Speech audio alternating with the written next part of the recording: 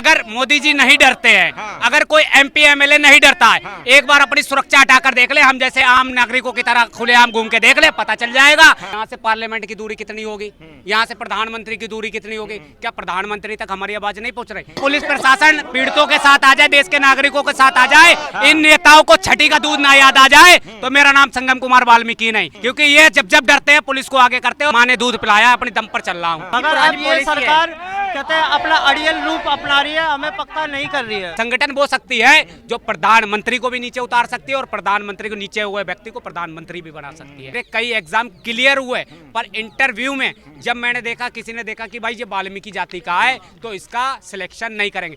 आप देश का सबसे इंटेलिजेंट IAS को मेरे सामने बैठकर मेरे पत्राचार का अगर एक भी जवाब दे दे तो मैं अपनी डिग्रियों को जला दूंगा और जो बताएंगे वो सजा को मंजूर कर। पुलिस हमारी FIR नहीं दर्ज कर रही भाई। तो आप जैसा कि देख रहे हैं कि ठीक मेरे पीछे जो जंतर मंतर पे एक विरोध प्रदर्शन चल रहा है, NDMC के कर्मचारी हैं और साफ साफ ये कह रहे हैं कि हमारी नौकरी को पक्का करो। पिछले 2014 से इन लोगों की नौकरी पक्की नहीं है। क्या कहना चाहोगे? मैं यही कहूँगा सरकार से कि हमारी भी मांगों को माना जाए। अमित शाह जी, PM जी कहते हैं हमारी भी बातों को सुना जाए, हमारे को भी पक्का किया जाए, हमारे भी विकास हो। अच्छा, ये 2014 से पहले एक सेक्शन का मुद्दा, सेक्शन क्या था? सेक्शन एक टेम्परेरी मस्टोल था, टेम्परेरी मस्टोल था जो NDMC का एक रूल हुआ करता था 500 दिन के बाद उस बंदों को कहते हैं परमानेंट और रेगुलर करा जाना। अब यहाँ पहले पक्का कर दिया जाता था। हाँ जी, पहले कांग्रेस के टाइम पे पक्का कर दिया जाता था, मगर अब ये सरकार कहते हैं अपना अड़ियल रूप अपना रही है, हमें पक्का नहीं कर रही है। बोलिए, ठेकेदारी प्रथा को आगे बढ़ा रही है। ठेकेदार हैं जो NDMC में इस टाइम पे पॉपुलर चल रहे हैं, उनसे कहते हैं अफसर भी कहते हैं कमीशन खाते हैं, इसलिए ये लोग चाहते ही नहीं है कि हमें पक्का किया जाए। तो जैसा कि इन्होंने खुद बताया कि 2014 से पहले जो है 500 दिनों के काम के बाद इन्हें पक्का कर दिया जाता था और अभी वैसा नहीं है। अच्छा, 2014 के पहले आप लोगों को पक्का कर दिया जाता था? हाँ, 250 हाजिरी पे पक्का कर दिया जाता था और अब तो 250 हाजिरी, अब तो 5,000 हाजिरी होगी, किसी की 10,000 हाजिरी होगी है, अब नहीं पक्का करते। तो अब क्या कहती है सरकार, क्या कहती है कि अब ठेकेदारी पे ही काम करो जिंदगी भर? हाँ, बस यही कहे कि कोई उसमें तुम्हें पक्का नहीं करेंगे हम। क्या भाई ऐसे ही रहेंगे? क्या कहते हैं जब कुछ होगा तुम्हारा TMR का कुछ नहीं हो सकता। अच्छा, यहाँ पे एक और भाई साहब हैं। क्या आप कह रहे हैं कि मोदी जब डरता है पुलिस को आगे करता है। ये बताइए, मोदी जी के नाम पे तो पूरे जो है अब भारत की पहचान बन रही है, ऐसा लोग कह रहे हैं। आप एक बार पुलिस प्रशासन पीड़ितों के साथ आ जाए, देश के नागरिकों के साथ आ जाए, इन नेताओं को छठी का दूध ना याद आ जाए तो मेरा नाम संगम कुमार वाल्मीकि नहीं, क्योंकि ये जब डरते हैं पुलिस को आगे करते हैं और पुलिस इनकी बात मानने का काम करता है और जो प्रताड़ित लोग होते हैं उनकी आवाज को दबाने का काम करता है। अगर पुलिस प्रशासन को हटा दिया जाए। मोदी जी डरते हैं? आपको लगता है मोदी जी डरते हैं? भाई Z+ सिक्योरिटी ऐसे नहीं। मोदी जी ने एयर स्ट्राइक करा, मोदी ने सर्जिकल स्ट्राइक करा। सुनिए, ये जुमले हैं। और दूसरी बात, अगर मोदी जी नहीं डरते हैं, अगर कोई MP MLA नहीं डरता है, एक बार अपनी सुरक्षा हटाकर देख ले, हम जैसे आम नागरिकों की तरह खुलेआम घूम के देख ले, पता चल जाएगा कि कौन मर्द है कौन ना मर्द है। उनको किस बात का डर है? उनको डर यही है। ऐसा क्या कर दिया? जब लोगों के हक अधिकार खाओगे तो डर तो लगेगा, जब चोरी करोगे तो शंका तो आएगी। जब हमारे लोगों का हक अधिकार। ये कहना चाहता हूँ कि नागरिकों से डर के कारण उन्होंने सुरक्षा ले रखी है। बिल्कुल नागरिकों, आप हटके देखिए, आप किसी भी एक MP MLA से भी मिलने जाओगे तो आपको असाधारण तरीके से नहीं मिलना चाहिए। अगर देश में अच्छा काम करते हैं, आप विदेश के अन्य कंट्रियों में जाइए, साइकिल से प्रधानमंत्री आते, साइकिल से राष्ट्रपति आते। भारत का ही राष्ट्रपति क्यों Z+ सिक्योरिटी से आता है? क्यों गाड़ियों के काफिले से आता है? क्यों सिक्योरिटी लेकर घूमता है? जो ऐसा है कि बहुत सारे लोग दुश्मन भी तो होते हैं शासन प्रशासन में, कुछ उनकी नीतियों से विरोध। आपके दुश्मन नहीं है या मेरे दुश्मन? मैं रोड पे आवाज उठा रहा, मेरा दुश्मन नहीं, मुझे धमकियां आती हैं। अब बताओ मुझे कौन सिक्योरिटी दे रहा, कौन सुरक्षा दे रहा? अपनी सिक्योरिटी सुरक्षा पर खुद चल रहा हूँ, खुद माँ ने दूध पिलाया, अपनी दम पर चल रहा हूँ जी। मतलब ये साफ साफ है कि 2 लाख रुपए देकर धमकी आई, सुनार ने मारने की धमकी दी थी कि आप समाज की आवाज नहीं उठाओगे। ठीक है, 2 लाख रुपए देकर पुलिस को संज्ञान में दी, पुलिस को सूचना दी, पर पुलिस प्रशासन, आप लोगों को धमकियां भी दी जा रही कि आप लोग अपनी मांगे मत। भाई साहब, इन लोगों को पार्किंग में गाड़ी नहीं खड़ी करने दी NDMC प्रशासन ने। आप कहाँ हो? अभी तक यहाँ पर कोई नेशनल मीडिया आई? क्योंकि चाटुकार मीडिया तो आएगी नहीं, संघर्षकारी वाली मीडिया आएगी जो दलितों की आवाज उठाने का काम करेगी, जो मजदूरों की आवाज। चाटुकार मीडिया क्यों नहीं ये मेन स्ट्रीम मीडिया क्यों नहीं आती है? उनको क्या दिक्कत है? वो तो पूरे देश की खबर करते हैं। सुनिए, अगर अभी मैं 1 लाख रुपए दूं जाके प्रेस कॉन्फ्रेंस में, 1 लाख रुपए प्रेस कॉन्फ्रेंस में दूं, तो वो मेरी बाइट लेंगे और स्टेटमेंट भी अपनी मर्जी के लगाएंगे। स्टेटमेंट भी मैं स्वतंत्रता पूर्वक नहीं लगा सकता। क्या प्रशासन नहीं जानता या मीडिया नहीं जानती? जबकि देश की चौथा स्तंभ कहे जाने वाली मीडिया, देश का चौथा स्तंभ माना जाने वाली मीडिया, आज मणिपुर का हादसा बताओ कितने टीवी चैनल दिखा रहे हैं? आप तो मीडिया वाले हो, आप तो जागरूक हो, ये लोग तो चलो जागरूक नहीं है, आप जागरूक हो, आप ही से बात कर लेते हैं। आप बता दीजिए मणिपुर का मुद्दा कितनी नेशनल मीडिया ने दिखाया? आज तक ने दिखाया, रिपब्लिक भारत ने दिखाया, कौन से चैनल ने दिखाया? बताइए। नहीं, जब वहाँ हो रहा तो वहाँ तो कवर कर ही रहे थे। अभी चलिए ठीक है, अभी कुछ नहीं दिखा रहे, लेकिन ऐसा नहीं है कि दिखाया ही नहीं है। ये बात तो मैं भी कह सकता हूँ कि दिखाया ही नहीं है। देखिए भाई साहब, जब सर पे तांडव होने लगता है, जब सर से ऊपर पानी आ जाता है, तब कहते हैं आका बताओ क्या है। तो ये हमारे देश की मीडिया का हाल है। जब चरम सीमा पर कोई भी अन्याय, कोई भी अत्याचार बढ़ जाता है, तो मीडिया अपनी टीआरपी के लिए अपनी बेबस होकर ना चाहते हुए भी आवाज उसको उठाना पड़ता है, क्योंकि एकता में बल है। बाबा साहब भीमराव अम्बेडकर जी ने इसीलिए ये मूल मंत्र दिया था, शिक्षित बनो, संगठित और संघर्ष करो। संगठन वो शक्ति है जो प्रधानमंत्री को भी नीचे उतार सकती है और प्रधानमंत्री को नीचे हुए व्यक्ति को प्रधानमंत्री भी बना सकती है।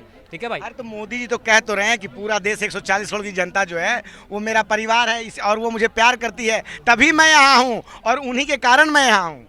देखिए मेरे भाई, मैं भी एक साधारण व्यक्ति हूँ और मैं भी कहता हूँ कि मैं अपने देश के नागरिकों के लिए लड़ रहा हूँ, संघर्ष कर रहा हूँ। कोई मैं हथियार लेकर नहीं खड़ा हूँ, कोई मैं गाली गलौज नहीं कर रहा हूँ। मैं संवैधानिक तरीके से अपनी बात को रख रहा हूँ और अपने सरकार को बात पहुँचाना। यहाँ से पार्लियामेंट की दूरी कितनी होगी, यहाँ से प्रधानमंत्री की दूरी कितनी होगी? क्या प्रधानमंत्री तक हमारी आवाज़ नहीं पहुँच रही? या चलो मेरी नहीं पहुँच रही, इन लोगों की आवाज़ नहीं पहुँच रही, इन नारी शक्ति की आवाज़ नहीं पहुँच रही? ये देश के उन 140 करोड़ जनसंख्या में से अलग हिस्सा है या किसी अन्य देश के नागरिक है? आप बताइए। जो आप कह रहे हो कि वो कह रहे हैं हमारा 140 करोड़ हमारा देश के प्रत्येक नागरिक हमारा परिवार है, तो ये परिवार से अलग है? ये क्या सौतेले हैं या किसी अन्य कंट्री से आए हुए हैं या इनके पास कोई आईडी प्रूफ नहीं है या इनका कोई भी रिकॉर्ड नहीं है? तो ये सिर्फ जुमलेबाजी है, सिर्फ जनता को गुमराह करने का। देखिए, अगर हम लोग जातिवाद पर नहीं लड़ाएंगे, डेवलपमेंट पर नहीं लड़ाएंगे, तब तक हम राजनीति का। जातिवाद है अब 2024 का भारत है, आप अभी कह रहे हो कि देश में जातिवाद है। जातिवाद अब कहाँ है भाई साहब? जातिवाद इतनी चरम सीमा पर है कि मैं तो इस मतलब कि कुछ मीडिया के लिए भी कहाँ है जातिवाद? क्या हो रहा है जातिवाद? आप मेट्रो में जाते हो जातिवाद हो रहा है? आप बताओ, ट्रेन में जा रहा है जातिवाद हो रहा है? क्या आप फिल्म देखने जाते हो जातिवाद हो रहा है? क्या आप मेडिकल की दुकान पे जाते हो कहीं जातिवाद हो रहा है? आप किसी कॉलेज यूनिवर्सिटी के अंदर जाइए, आप किसी आप किसी डिपार्टमेंट के अंदर जाइए, आप किसी कॉलेज यूनिवर्सिटी के अंदर जाइए। मैं बीकॉम किया हुआ हूँ, मैंने 2018 में बीकॉम कर लिया था। उसके बाद मैंने एमबीए किया, ठीक है, फ्यूचर इंस्टीट्यूट, मेरी रोहिलखंड यूनिवर्सिटी से मैंने एमबीए किया। एमबीए के बाद मैंने कई कंपटीशन के फॉर्म फिलअप किए जिसमें मेरे कई एग्जाम क्लियर हुए, पर इंटरव्यू में जब मैंने देखा, किसी ने देखा कि भाई ये वाल्मीकि जाति का है तो इसका सिलेक्शन नहीं करेंगे। आप देश का सबसे इंटेलिजेंट आईएएस को मेरे सामने बैठकर मेरे पत्राचार का अगर एक भी जवाब दे दे तो मैं अपनी डिग्रियों को जला दूंगा और जो बताएंगे वो सजा को मंजूर कर दूंगा। मतलब आपका कहना है कि आप एक तरह से अच्छा, आपकी नौकरी सिर्फ और सिर्फ जातिवाद के कारण नहीं लगी? बिल्कुल, जातिवाद से मेरे साथ हुई है। जातिवाद मेरे साथ, पुलिस हमारी एफआईआर नहीं दर्ज कर रही भाई, मैं पुलिस को एविडेंस दे रहा हूँ जान से मार। क्या कह रही है कि आप लोग इस जाति के हो इसलिए हम आपका एफआईआर नहीं लेंगे, ये कह रही है? देश जो है, पुलिस कठपुतली बन चुकी है, देश की पुलिस सुनवाई नहीं करती है। पुलिस को मैंने 150 कंप्लेंट ऑनलाइन फिलअप की हैं, जो कि इन लोगों को बेचारों को तो पोर्टल भी नहीं पता होंगे, पब्लिक ग्रीवेंस वहां से अप्लाई किया तो पुलिस ऐसे भद्दे जवाब देती है जैसे एक 5वीं क्लास का बच्चा जवाब दे रहा हो। तो पुलिस जो है, ये जो उच्च लेवल के लोग हैं, मजबूत लोग हैं, क्योंकि जातिवाद तो इस तरीके, अभी आपने देखा केदारनाथ मंदिर दिल्ली में बनाया जा रहा है, आपने देखा होगा।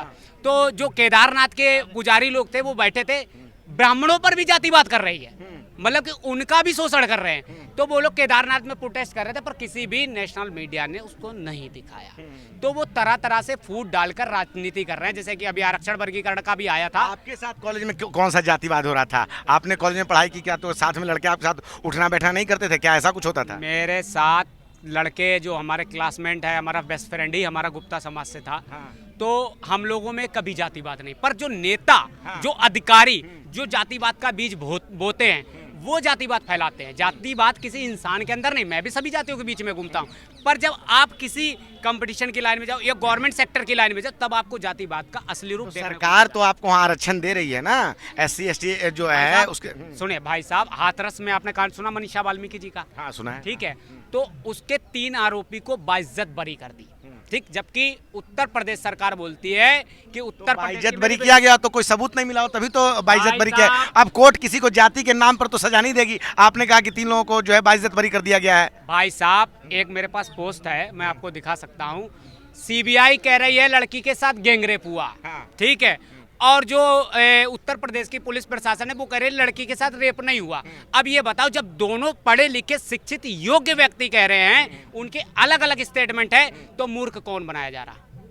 मूर्ख कौन बनाया जा रहा? आप बताओ, दोनों के स्टेटमेंट अलग अलग है। मैं आपको दिखा सकता हूं कि सीबीआई कह रहे हैं लड़की के साथ हम समझ गए कि सीबीआई एक अलग स्टेटमेंट दे रही है और उत्तर प्रदेश जो पुलिस है वो अलग स्टेटमेंट दे रही है। और मैं न्यायपालिका के जजमेंट दिखा सकता हूं जो कर्मचारियों के फेवर में, पर प्रशासन उसको लागू नहीं करता। प्रशासन न्यायपालिका को चरणों में रखता है, उसका अस्तित्व नहीं रखता। कि अगर न्यायपालिका भी अगर आदेश देती है उसके बाद भी प्रशासन लागू नहीं कर रहा है तो कारण क्या? आप लोगों को क्या कारण लगता है? क्या कारण है कि कोर्ट के आदेश को भी प्रशासन नहीं मानता है, जबकि कोर्ट इस देश में न्याय की सबसे बड़ी संस्था है? कोर्ट तो एक समझ लो अधिकारियों के लिए, नेताओं के लिए एक ऐसी कठपुतली बन गई है कि आम साधारण व्यक्ति के अगर अगेंस्ट कोई बात होगी तो प्रशासन इतनी वफादारी निभाएगा। अभी एक हमारे बीच में महिला है, ठीक है, उसका बेटे को पुलिस आर.के. पुरम थाने की पुलिस परेशान कर रही है, उसको बुला रही है, जबकि वो उसका कोई दोष नहीं। एक निम्न तबके वर्ग के व्यक्ति के ऊपर पुलिस प्रशासन इतनी बहादुरी के अपनी प्रमाण देता है कि वो उससे ज्यादा कानून किसी को पता ही नहीं, वो कानून के एक पालन करेगा। अगर किसी सांसद या किसी विधायक या किसी उच्च मजबूत लाला सेठ बनिए का मैटर चला जाए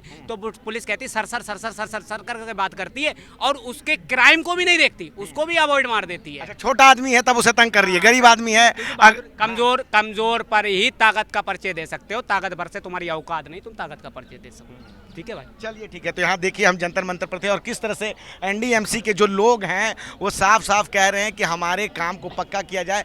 2014 के पहले इनको जो है इनकी कुछ जो जब इनकी हाजिरी हो जाती थी, कितनी हाजिरियों पर आप लोगों को पक्का किया जाता था? 500 पे। तो 2014 के पहले 500 हाजिरी लग जाने पे इनके काम को पक्का कर दिया जाता था, लेकिन 2014 के बाद जो है न जाने कितनी हाजिरियाँ लग गई है, लेकिन इनके काम को पक्का नहीं किया गया है।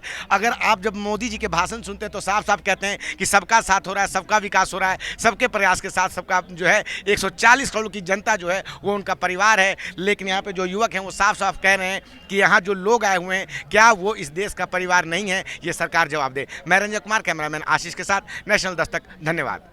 नेशनल दस्तक की आपसे गुजारिश है कि अगर इसको बचाना चाहते हैं तो नेशनल दस्तक को सब्सक्राइब करने के लिए रेड कलर के सब्सक्राइब बटन को दबाएं, फिर बेल आइकन की घंटी दबाएं। नेशनल दस्तक को बचाने के लिए बहुत जरूरी है कि हर खबर को शेयर करें, लाइक करें, कमेंट जरूर करें।